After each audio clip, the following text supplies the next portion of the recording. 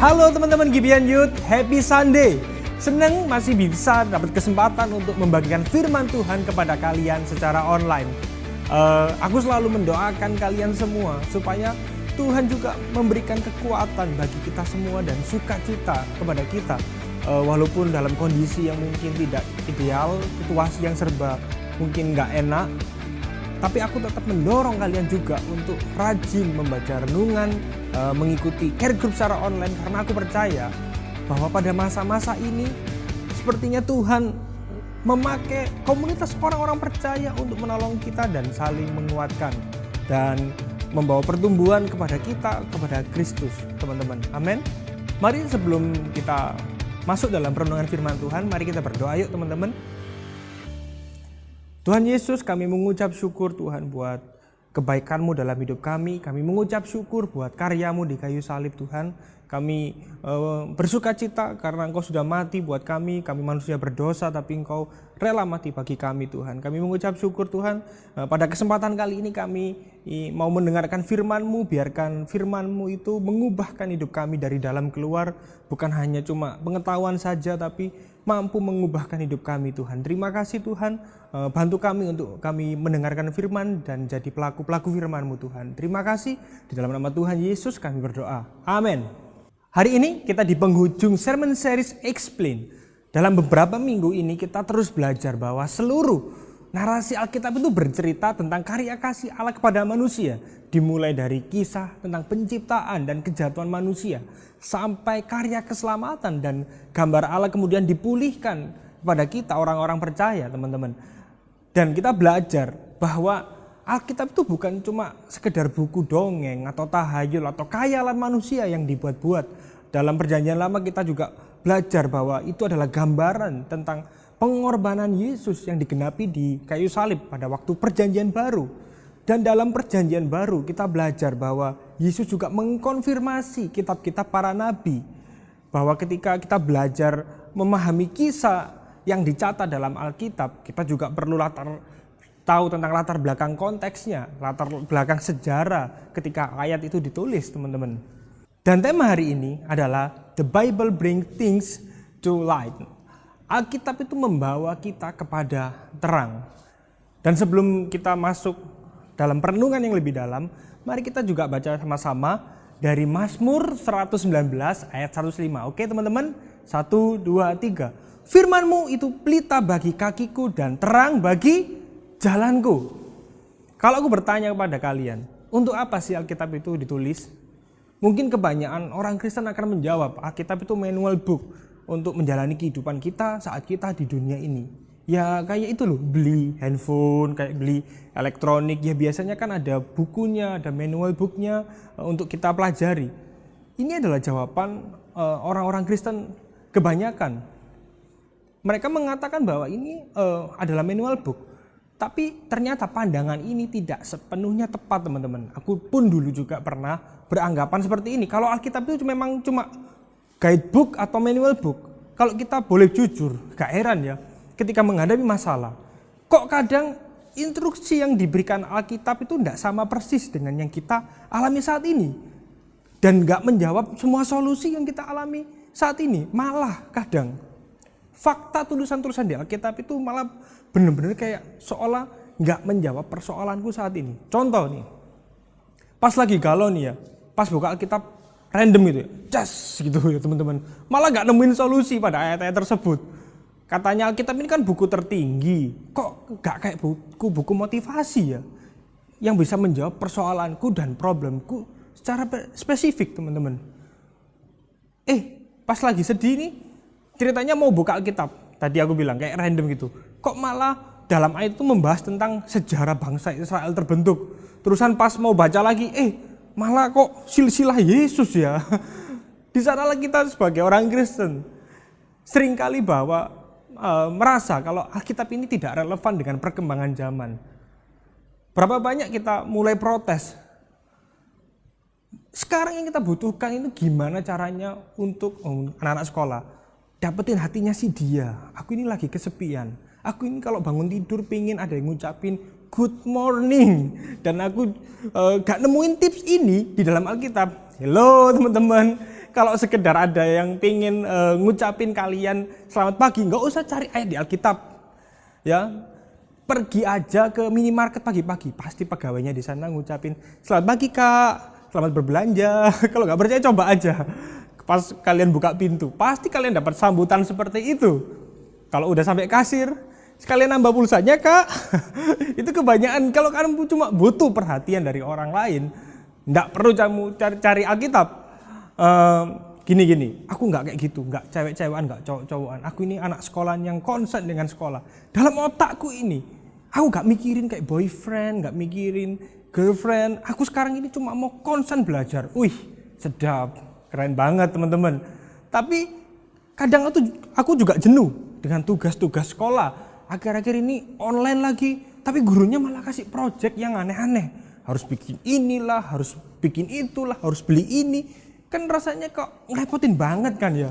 Duh, exhausting and stressful. Aku udah baca Alkitab, tapi ya sampai sekarang, toh keadaanku nggak berubah. Pada akhirnya muncul sebuah pertanyaan. Kalau kita benar-benar mentok nih ya, apakah Alkitab ini beneran berguna nggak sih buat kita itu? Kok nggak jawab semua pertanyaanku?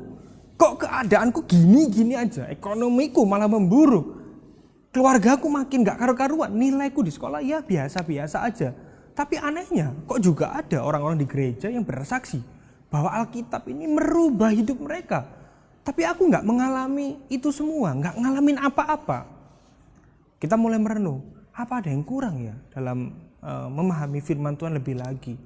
Sebenarnya untuk menjawab pertanyaan ini, mari kita baca sekali lagi di Mazmur 119 ayat 105. Oke teman-teman, 1, 2, 3. Firman-Mu itu pelita bagi kakiku dan terang bagi jalanku. Aku percaya kita semua tahu apa tujuan lampu diciptakan. Tentunya pasti untuk menerangi ya teman-teman. Aku yakin kalau kalian nyetir di jalan atau orang tua kalian nyetir di jalan waktu malam hari, pasti kalian nyalain lampu. Atau kalian mau pergi ke toilet malam-malam, kebelet pipis, pasti kalian juga nyalain lampu. Bayangkan kalau kalian mau pipis lampunya mati, antara dua hal, kamu bisa kejedot sesuatu atau kepleset di kamar mandi. Dan bayangkan kalau lampu itu nyala, semuanya pasti akan terlihat jelas ya teman-teman. Kalian mungkin di sana bisa melihat di sana ada bak mandi, di sana ada shower, di sana ada tempat sabun, di sana ada WC, ada wastafel dan lain sebagainya. Kalian bisa melihat dalam sebuah ruangan itu dengan jelas kalau ada cahaya. Nah, ketika kalian melihat itu semua, kalian bahkan bisa memutuskan sendiri. Kalian mau cuci tangan, kalian mau siram toiletnya, siram WC-nya, kalian bisa melakukan apapun dengan tepat tanpa instruksi yang detail teman-teman. Oke, sekarang teman-teman mulai paham ya. Jadi intinya Alkitab itu bukan cuma buku yang menginstruksikan hal yang kita lakukan secara detail, tapi Alkitab itu mengiluminasikan, katakan sama-sama iluminasi, memberikan terang kepada kita bagaimana kita hidup sesuai dengan kehendak Tuhan. Makanya tadi aku gak setuju banget kalau ada sebuah pernyataan kalau Alkitab itu adalah buku manual ketika kita hidup di dunia itu. Bukan itu teman-teman ya.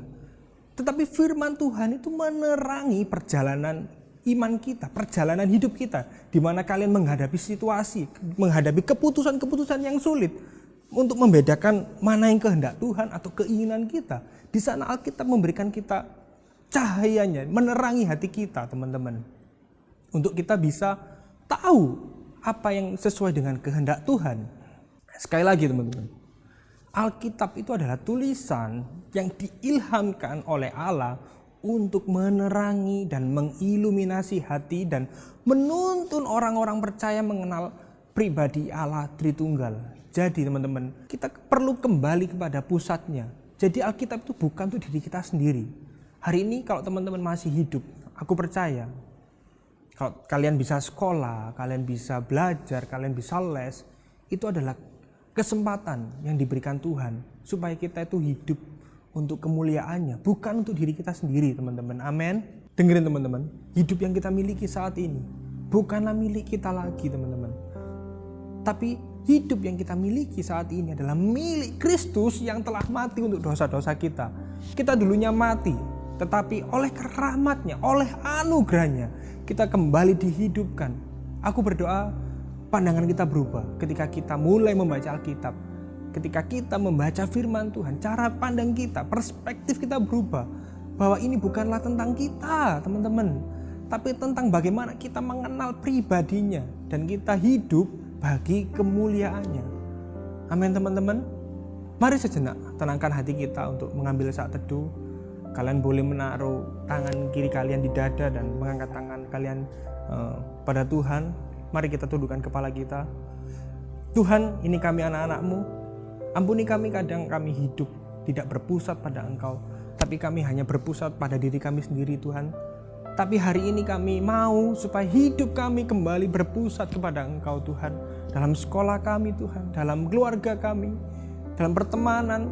Dalam setiap aspek hidup kami, Tuhan. Bahkan dalam perenungan pribadi kami ketika kami membaca firman Tuhan.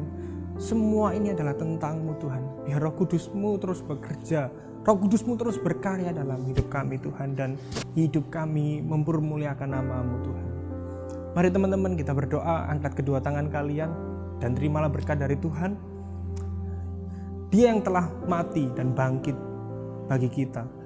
Dan Dia terus menyertai perjalanan iman kita melalui Roh Kudus yang tinggal di dalam hati kita. Dia yang menolong engkau, Dia yang menegur engkau, serta menghiburmu juga. Engkau akan jadi kepala bukan ekor, dan engkau menjadi garam dan terang dimanapun engkau berada. Hidupmu akan menjadi dampak ketika orang mengenal engkau, dan melalui hidupmu nama Kristus dipermuliakan. Dan terimalah cinta kasih yang sempurna dari Allah Bapa, Putra dan Roh Kudus yang menyertaimu sampai selama-lamanya. Amin. Sekali lagi, terima kasih teman-teman kalian udah melihat tayangan ini. Semoga ini memberkati kalian. Ini bukan hanya informasi, tapi ini merubahkan hidup kalian, teman-teman. Amin. Dan juga kalau kalian ada permohonan doa, kalian bisa scan barcode di layar ini dan kalian bisa mengakses link. Kami akan mendoakan kalian, dan sekali lagi jangan lupa CG dan membaca daily devotional yang sudah dikirimkan oleh kakak-kakak pembina kalian. Oke? Happy Sunday and God bless you.